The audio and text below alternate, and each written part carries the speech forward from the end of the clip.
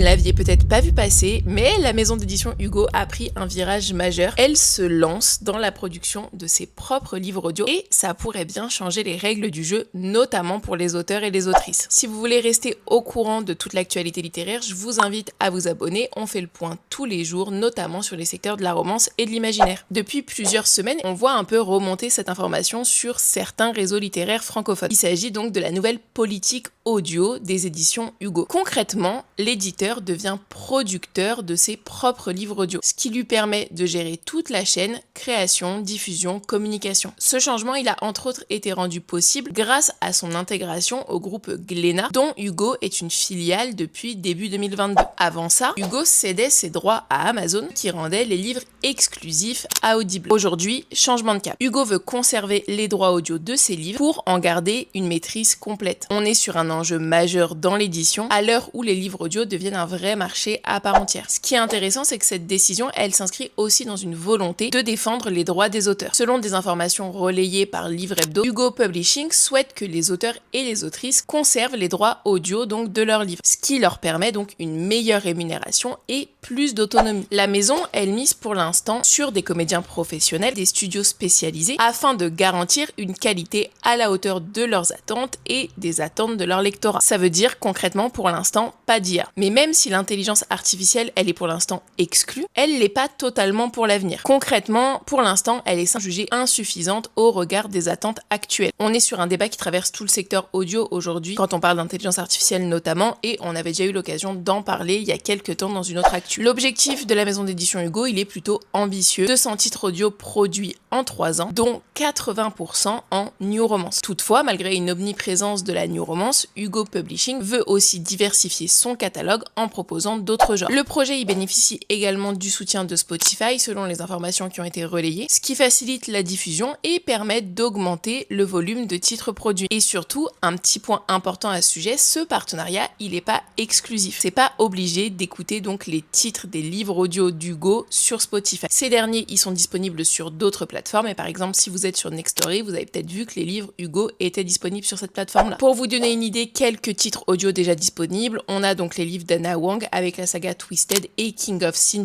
ceux qui sont sortis, ou encore Insomnia de Léa Nemesia. La grande majorité des informations que je viens de vous donner vient d'une interview de Arthur Saint-Vincent, le directeur de Hugo Publishing, qui a donné cette interview donc à Livre Hebdo, comme je vous disais. Voilà, vous savez à peu près tout. Dites-moi en commentaire, est-ce que vous écoutez des livres audio? Et surtout, qu'est-ce que vous pensez de cette approche? On sera très certainement amené à en reparler très vite.